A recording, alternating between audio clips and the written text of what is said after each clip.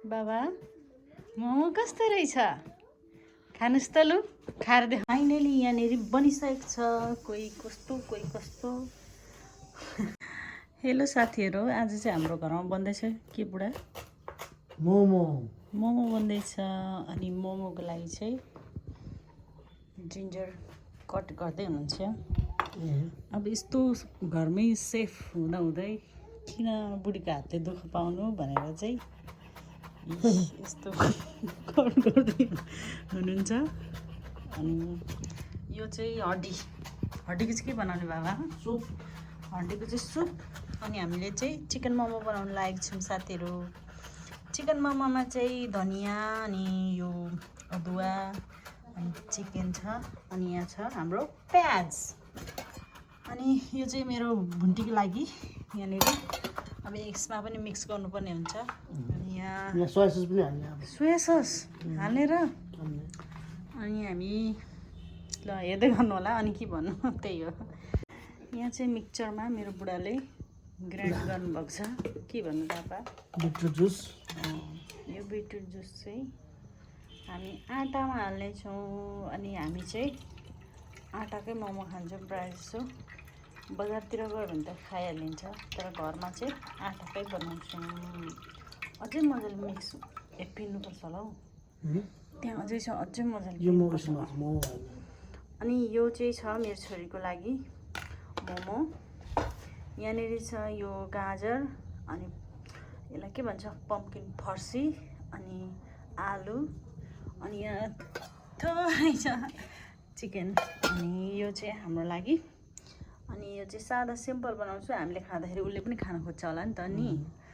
त्यही भएर उसको लागि पनि आटा त हो खाइहाल्नु मिलिहाल्छ त्यही भएर यो चाहिँ मेरो छोरीको लागि ल है साथी हाम्रो चाहिँ किमा रेडी पनि भयो अनि यहाँ छ डो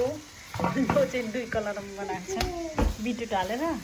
तर बिटुट चाहिँ उहाँले पातलो बनाएर कलर यो सबै पकाउँदाखेरि उठ्छ जस्तो लागिरहेको छ मलाई यो कलर उड्छ यस्तै हुन्छ मेरो चाहिँ यहाँ खोक्दैछ एकछिन बस न मामसँग तिमी पनि मोमो बनाउने हो र हुन्छ मोमो बनाउने हो अरे यहाँ चाहिँ मैले बनाउँदैछु अचार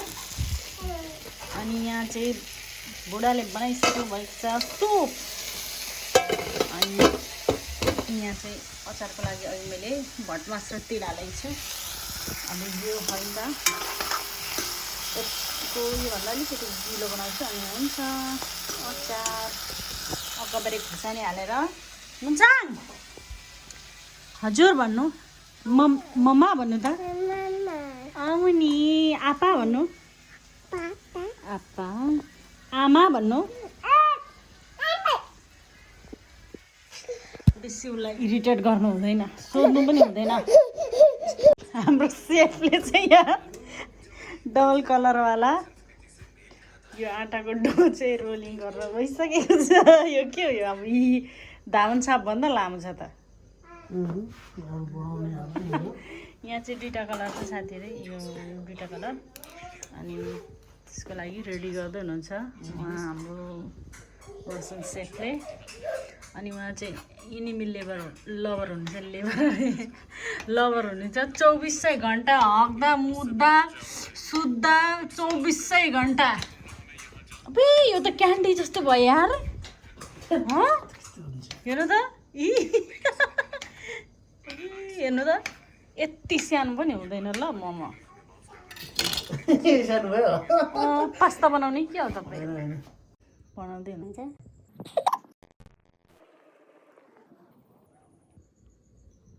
प्रोफेसनल त होइन तर घरेलु चाहिँ हो किनभने ल हाम्रो मोमो चाहिँ फाइनली यहाँनिर बनिसकेको छ कोही कस्तो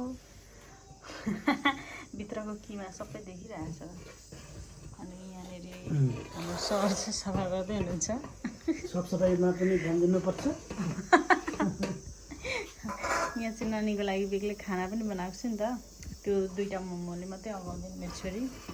त्यही भएर यहाँ खाना बनाएको छु उसको लागि। अनि हामी चाहिँ मोमोले अगाउँछौँ। अब यो सुपमाथि राखौँ कस्तो हुन्छ। सुपमा पानी थोरै थप्नुपर्छ है,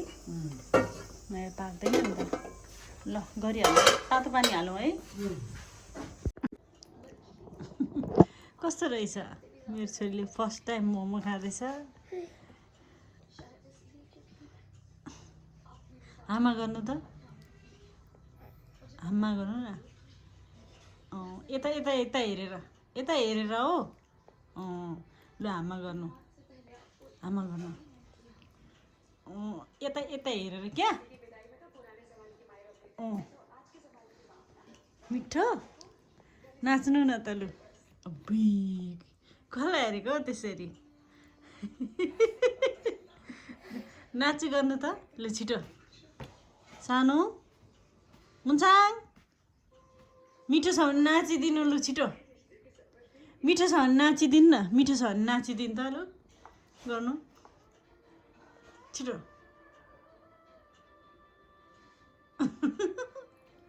दङदङै छ, निन्द्राले भर्खर उठेको।